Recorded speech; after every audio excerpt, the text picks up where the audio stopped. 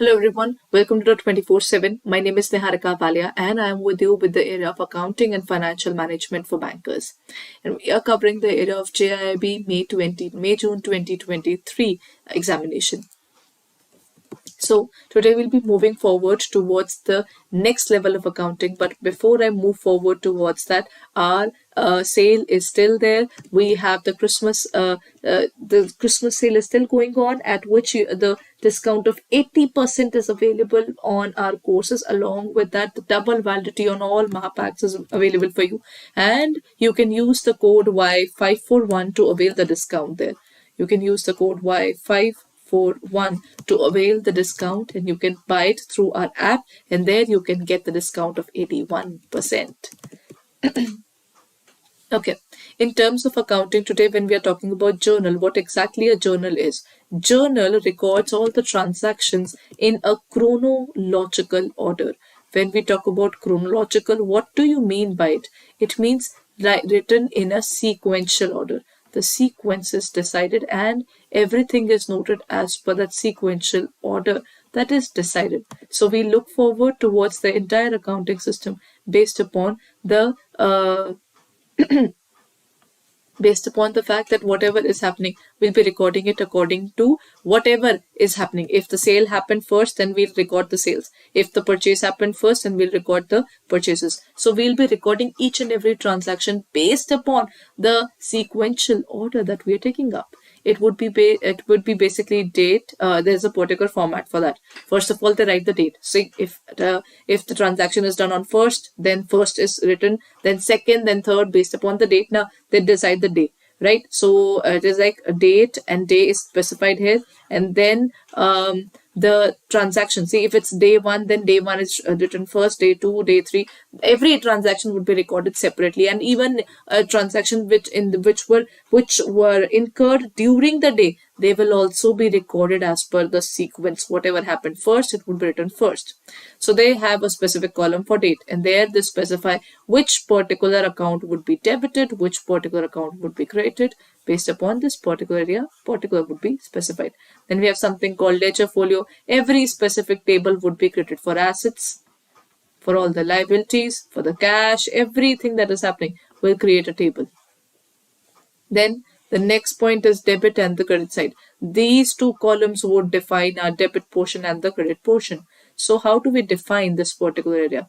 It would be like, okay, if we are starting with cash, then whenever we start our business, we first of all introduce cash into the business. Based upon this, we look forward to cash account debited to capital. That's the format that they have chosen. Why is this format chosen? See, one particular account is debited, the other account is credited. How do we remember that which particular account is debited and which is credited? So we'll note it down here. Cash account debited to capital.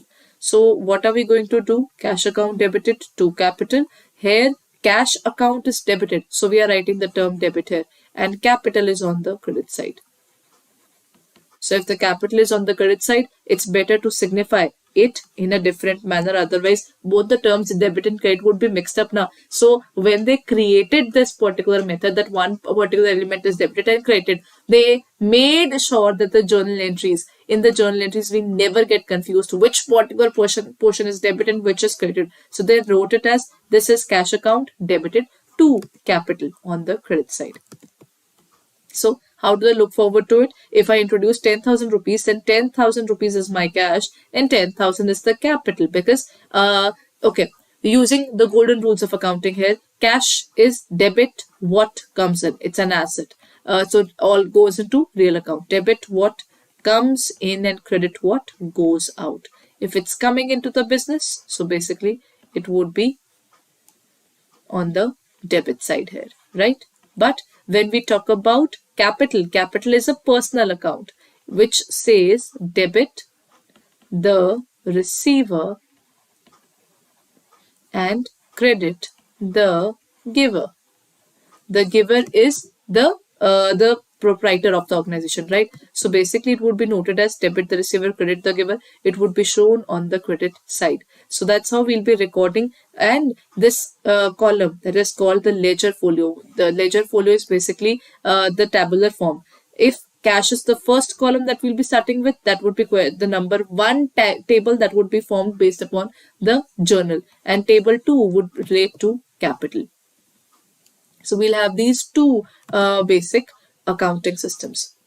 Then in terms of journal, we have two types. First is simple journal entry. A simple journal entry contains only one debit and one credit.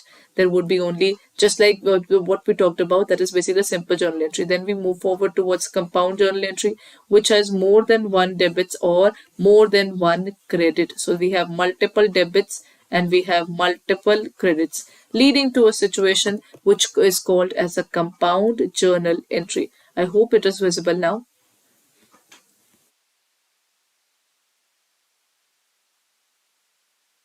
So the journal entry can be compound or the simple journal entry. Based upon this, whenever we start a business, how do we write the entire journal entry? We just talked about it. First of all, we write the date. Whenever I start my business, first of all, I'll write the date. Then I'll write the term particular. Then I'll write ledger folio, debit side and the credit side. If I started my business with rupees 1 lakh, so if it started on 1st of April, I'll write 1st April 2022. I'll write cash account debited to capital. So cash would be 1 lakh rupees. I've introduced 1 lakh of cash, and capital is also of 1 lakh. But along with this, I'll write here as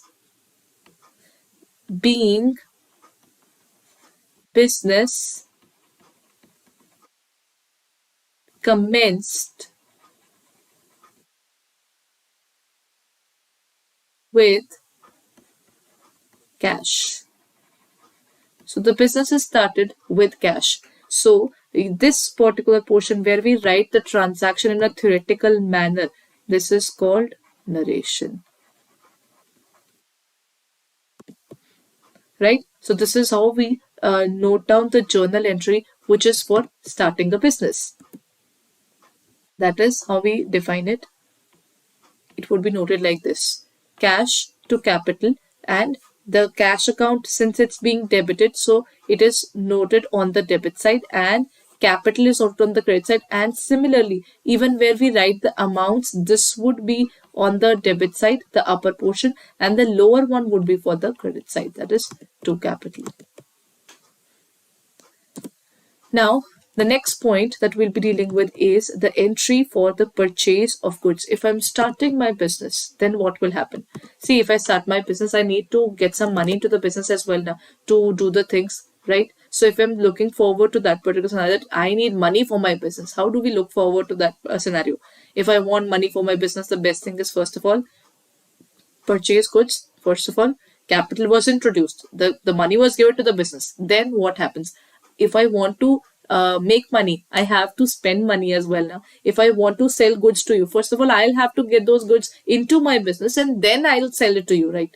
So if this is the entire working mechanism, how do we look forward to it? Entry for the purchase of goods would be, if I'm making a cash purchase, it would be, I will get goods into my pocket, right? So if I'm getting goods, it would be noted as purchases. Count debited.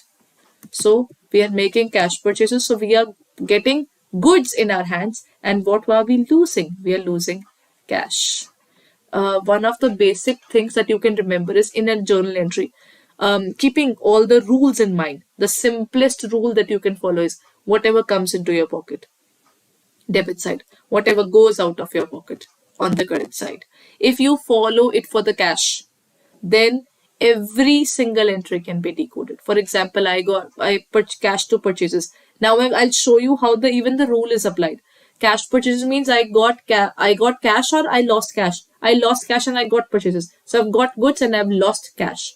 And how do we look forward to it? Purchases is basically an expense. So debit all expenses, correct. It's a nominal account. It is now correctly written. Then real account. Real accounts are noted as debit what comes in, credit what goes out. So this is how credit what goes out.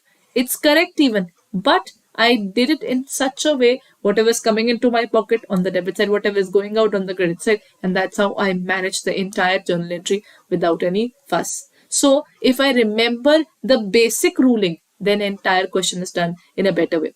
Now, the point is, let me just clarify this one as well. That is called credit purchases. If I made purchases from you, I am getting goods from you, isn't it? Purchases, account debited, and I am losing money from you. No, I haven't paid you yet. I'll pay you. Okay, if I have to pay you, I need to remember your name. If I don't remember your name, then how will I make the payment to you? Earlier, this used to happen. When people died, any random person would come up and say that this particular person owed me money. So what people used to do was show us our proofs that is required. So credit purchases means if we get goods from someone, let's note down the name first now, because we are supposed to pay. The person to whom we are supposed to pay is called our creditor. So I have got goods, which is debit all the expenses, and debit the receiver. He's the giver. He gave me goods. So basically, this is personal account, and this is our nominal account. So in one particular question that is regarding the cash and credit purchases, we have learned how to decode this particular scenario. Okay. How to decode how the entire purchasing is done and what is the journal entry that we can look forward to in order to understand what exactly the purchase and sale is about. Based upon this, let's also understand the sales of goods concept. If I make sales to you, if I've given goods to you, then I am losing what exactly? I'll be losing goods now. So it would be basically, but while losing goods, I'll also get cash. So it would be cash account debited to sales. So I am receiving cash, that is debit, what comes in. Or in terms of assets, assets are always on the debit side when increasing.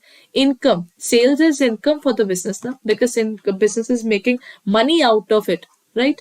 So if I purchased goods on the debit side, if I sold goods on the credit side, by the end of the year, what will I do? I will just collect the entire information regarding the sales. I'll make a table, I'll total it, I'll find out whatever the total purchases are, then I'll total it, and then I'll deduct it. Sales minus purchases, which will give me the profit or loss that would be calculated by the end, right? So it would be cash purchases as well as the credit purchases.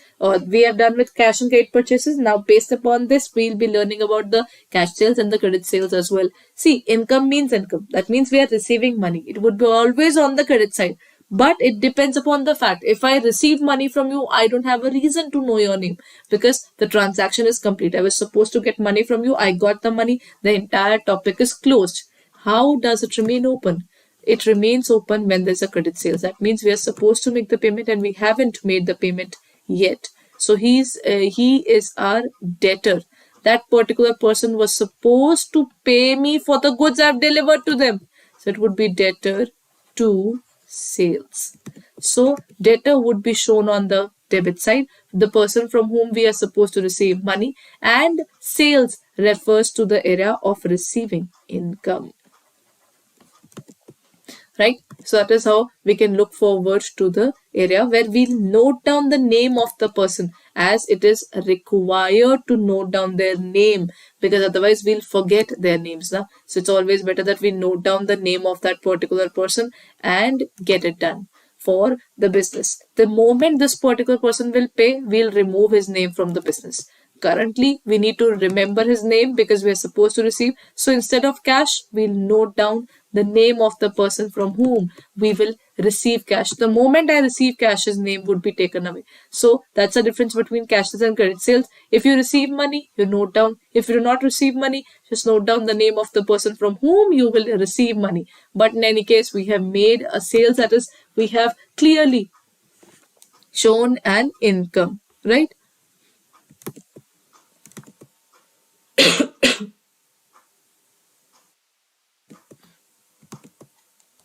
I'm sorry. So this is it.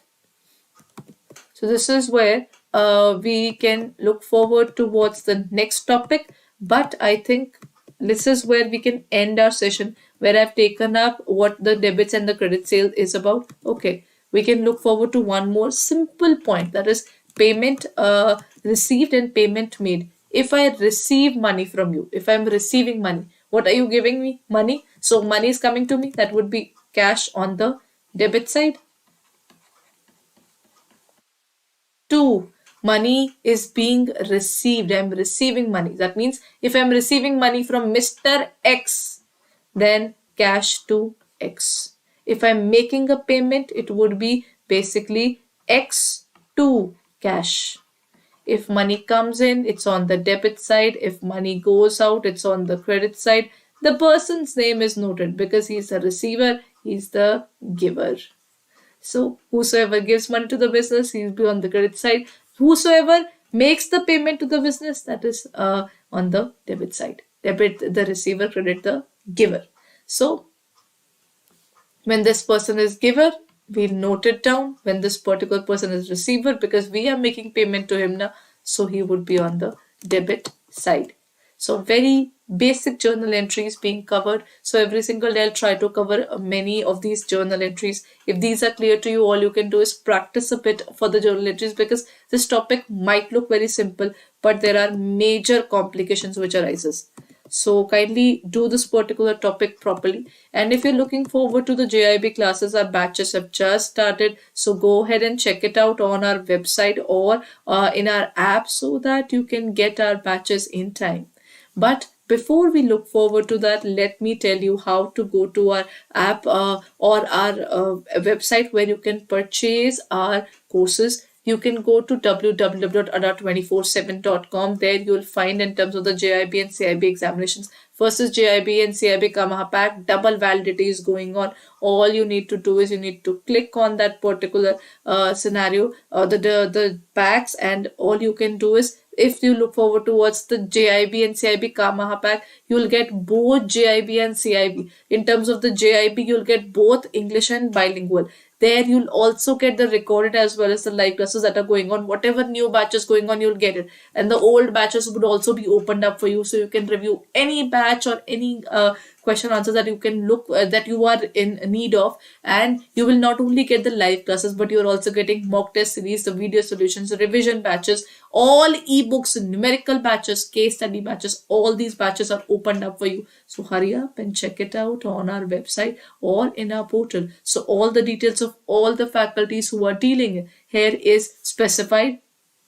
The price is definitely right now on a drop, but it is not for a longer period. You can use the code Y541 and apply it. There you will get a discount of 81% if you are using our app, and you can get up to 80% if you are using our website. So kindly go ahead and hurry up if you're looking forward towards the JAIIB and CAIIB Kamaha pack, or you are looking forward towards only JAIIB, you can also purchase it. That is also available on our store. And there it is, the JAIIB Kamaha pack. Along with this, there's one more thing. In terms of the JAIIB 2023, the entire batches and single batches of all the classes are also opened up. You can purchase it on our website or from our portal. So these are both the batches, bilingual and English medium, as well as each and every subject is also available for you as per your requirement. So you can purchase it if you are in need of a singular particular topic to be covered for your examination. Then you can check out our website for the same, that is www.adda247.com. So I'll be meeting you in the next class. Till then, have a nice day, everyone. Thank you.